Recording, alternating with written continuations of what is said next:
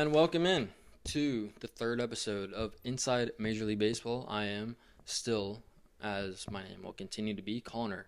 Um, and listen, the first two episodes we talked about exclusively the trade deadline, and we're going to delve into that somewhat as just kind of a tertiary topic. But the predominant topic is going to be the surprise teams, right? There's been a tremendous amount, as there usually are every season, but it seems a little bit more wonky than usual this season. There's a lot of teams that, from both perspectives, right, disappointing and promising, and teams that have come out of nowhere, and teams that are floundering as we thought they could have been and should have been better.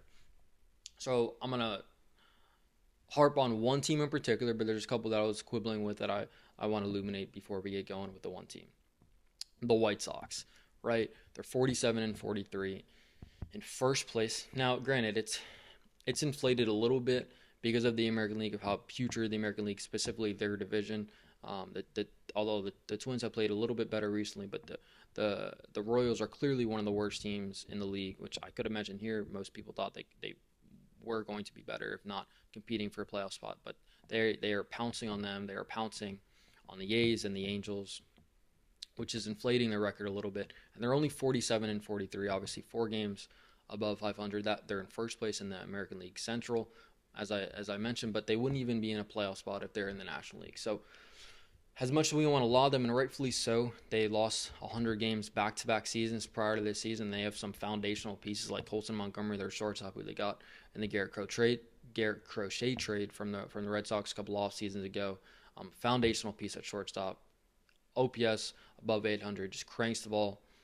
Tremendous hitter so far. Murakami obviously was a great signing in the offseason. Looks like a foundational piece again. They're probably going to need to extend him. He only has 1 year left after this season. But nonetheless, their offense is fucking phenomenal. Their pitching is the reason why. They're only 4 games above 500. Davis Martin has been really the only reliable starter. Anthony Kay had a couple good starts, but other than that, he's been putrid. Their bullpen is not great at all. If they had just average arms, kind of reminiscent of the Nationals, although the Nationals are a little bit have a little bit better of an offense in my opinion, or not my opinion. It's subjective if you look at the numbers, but nonetheless. So I don't know what they would do at the deadline, but nonetheless, I'm not going to harp on them. That's just one of the teams that I considered for this video. Another team, the Tampa Bay Rays. Man, they're always in this position, right? That's why I'm not gonna delve deeper into them, because they just always are seemingly in the mix, right? They can't even be a surprising team. Or did we expect them to be 53 and 36 in mid-July in first place, 5 games above the New York Yankees? Probably not. No, I certainly did not. But they're always in the mix. Kevin Cash is obviously one of the best managers in baseball, if not the best. They have one of the best front offices in baseball, despite having one of the lowest payrolls in the game seemingly every year. Yandy Diaz, Junior Caminero, obviously 11 home runs in 12 games recently. Tremendous player, tremendous hitter. Jonathan Aranda, those 1 to 3, just as deadly as there is in the entire game. It drops off from there. You have Cedric Mullins hitting cleanup some days against righties. Victor Mesa hitting cleanup. Chandler Simpson has been okay, but he's hitting 280, but an OPS sub 800. All he does is just lay singles and steal the occasional bag, although he gets caught a tremendous amount as well. Sparky little player, but nonetheless, they're obviously their rotation is good as usual. They pump out these arms that nobody's ever heard of that portend phenomenal things, like Brian Baker, yet just another one. They picked him off the scrap heap from the Orioles. He's a middling reliever the last couple of years. Now all of a sudden he's an all-star closer for them with an ERA or under 3, just striking guys out at a tremendous rate. They have 3 starters with an ERA under 3: Drew Rasmussen, Nick Martinez, and obviously Shane McClanahan. But I can't do the video on them. The Tampa Bay Rays are always in the mix. They're always, every year I feel like they don't win the World Series. They came close in 2020, obviously the Mickey Mouse campaign against the Dodgers, but they don't.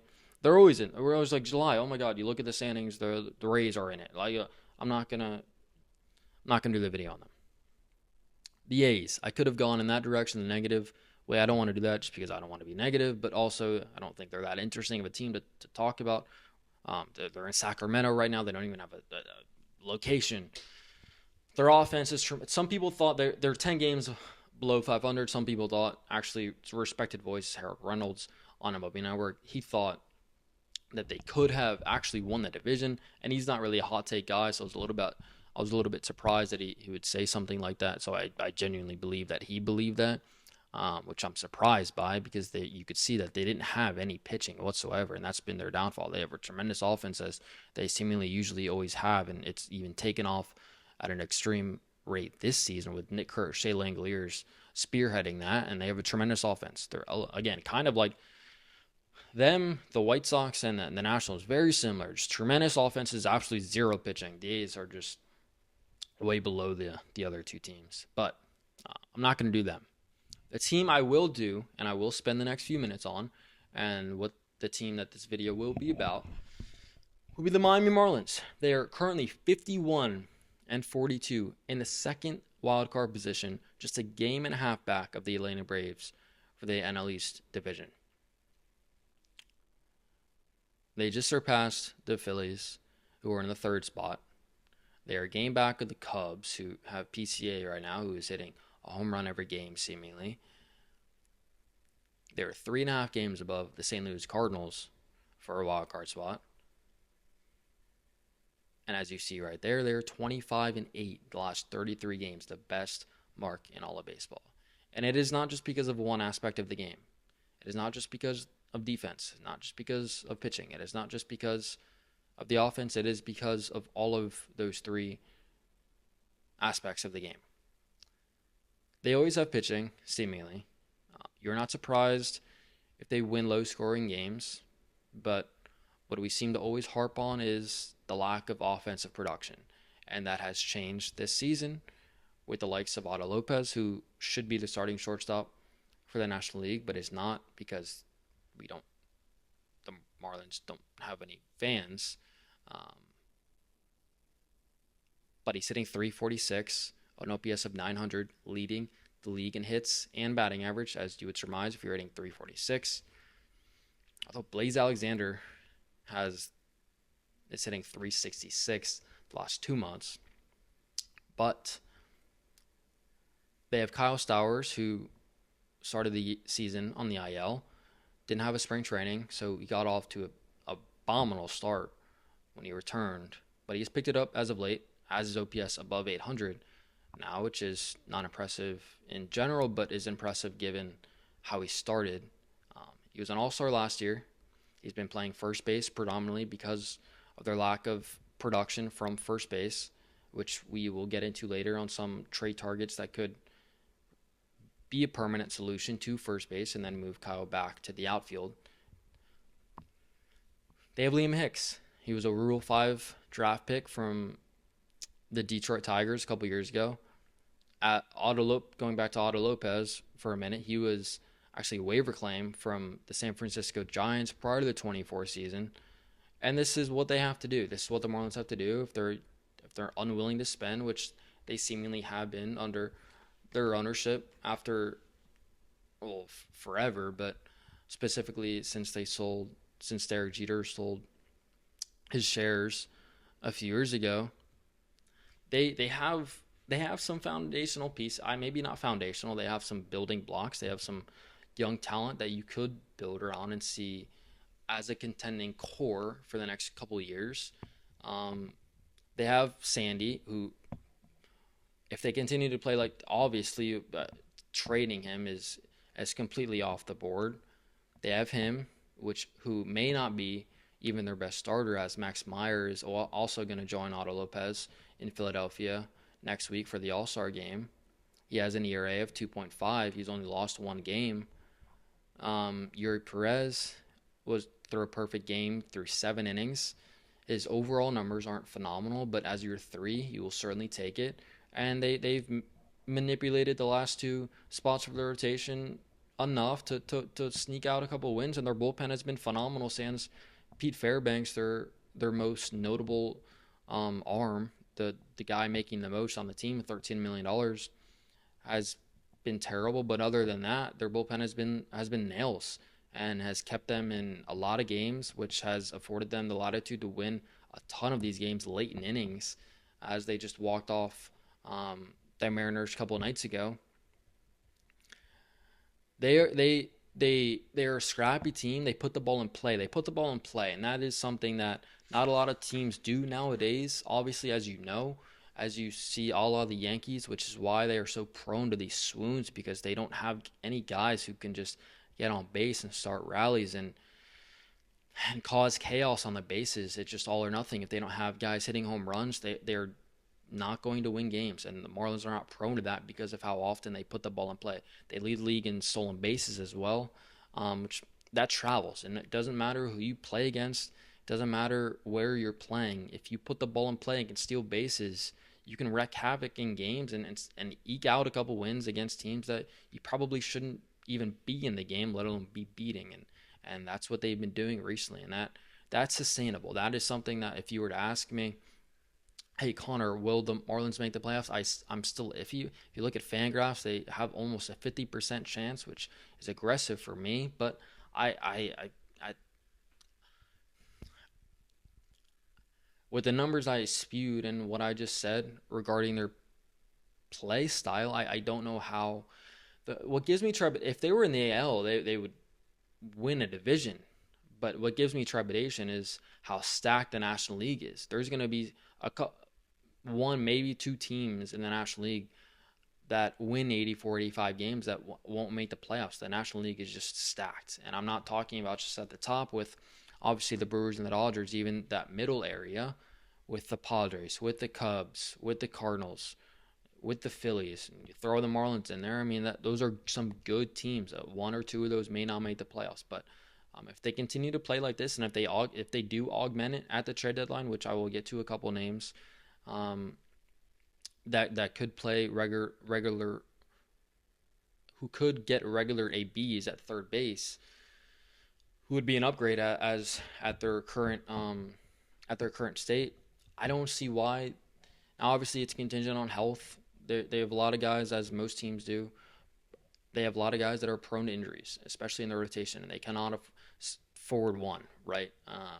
Especially from those top three guys that I mentioned. If Max goes down, they probably cannot afford that. But they're just to go back to some of these numbers to illuminate my argument. They are fourth in OPS, and not just in the National League, not just over that 33 game stretch, in the entire league and for the entire season. They're behind the Los Angeles Dodgers, who have a payroll 14 times the Miami Marlins, the Nationals, who have the best, objectively speaking, the best, almost averaging 6 runs a game. Every night you see they're putting up 7, 8, 9, 10 runs a game. It's unbelievable. They have the best offense in the game. And behind the Cubs, who have PCA, who is just playing out of his mind. They're just beyond. Those are the only three teams.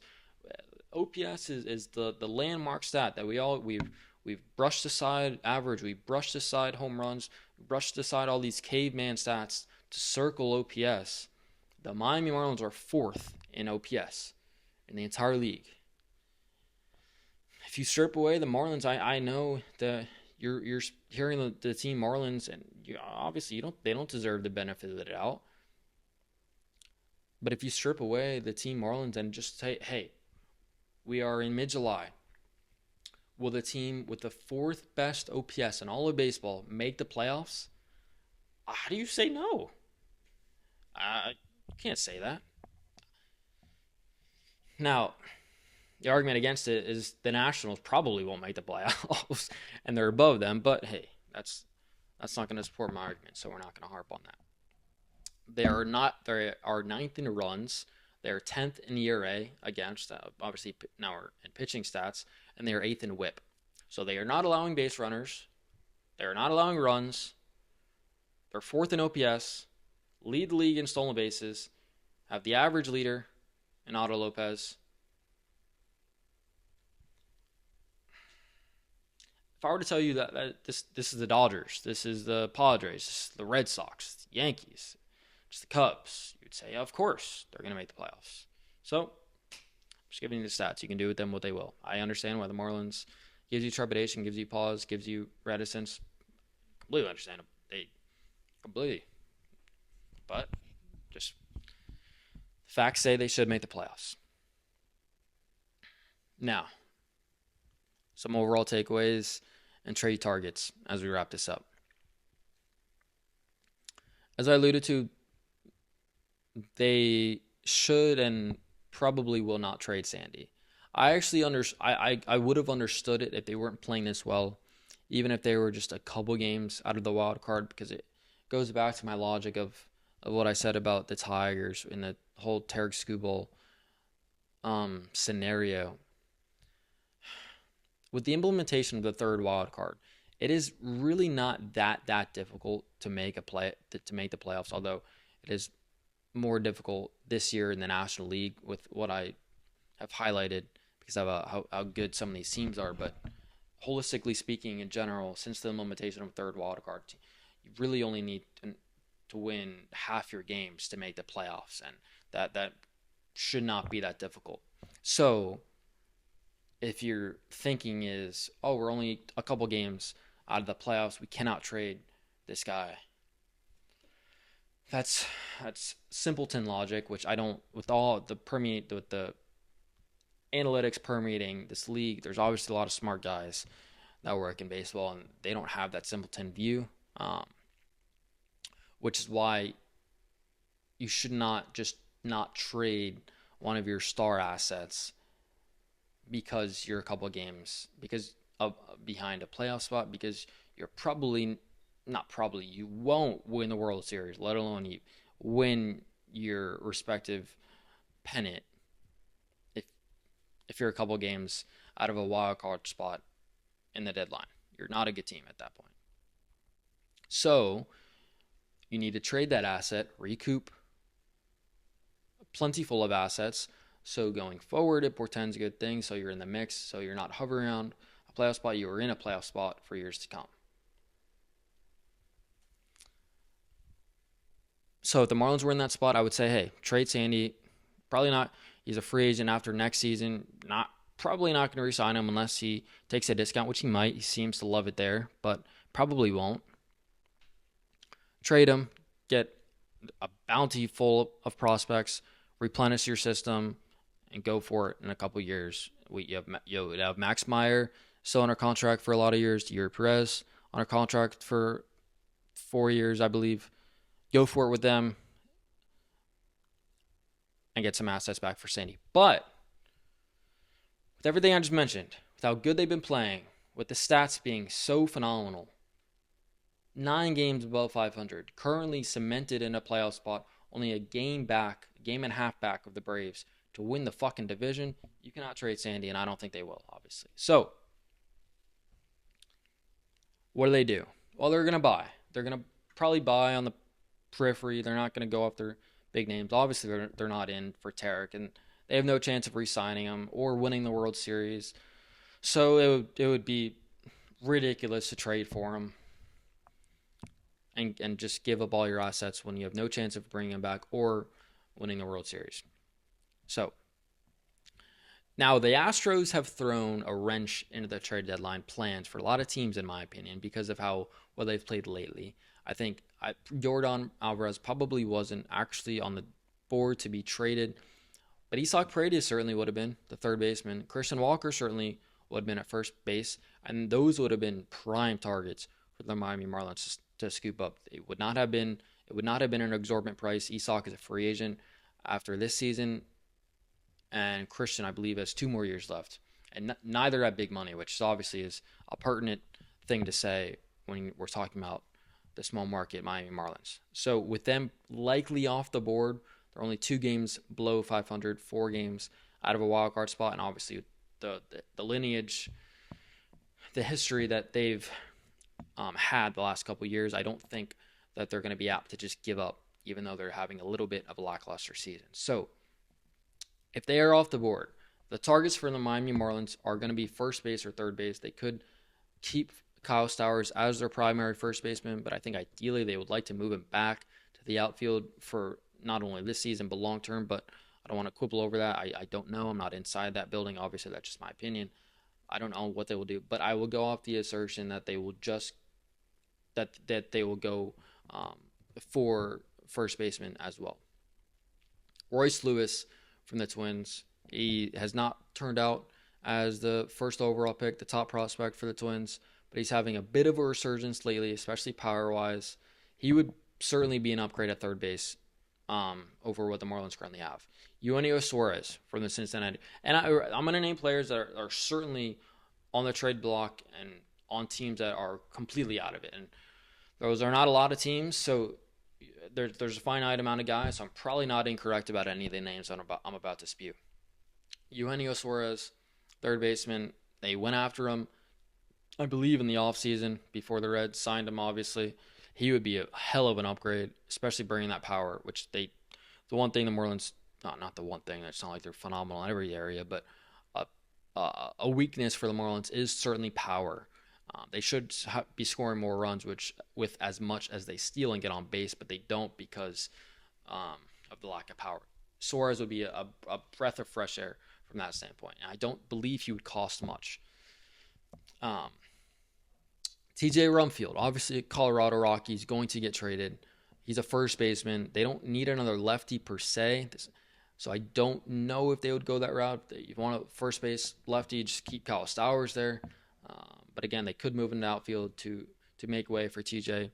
He is a platoon guy, which I don't know if you want to trade for a guy just to be a platoon when you need an augmentation that much on the offensive power way for Miami.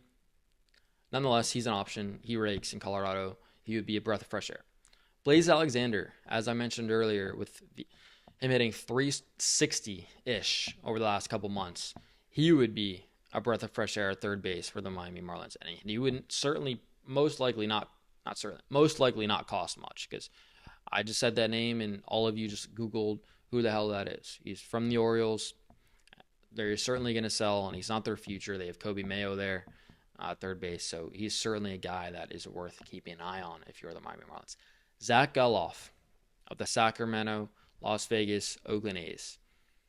Scrappy player. He had a phenomenal rookie season in 22.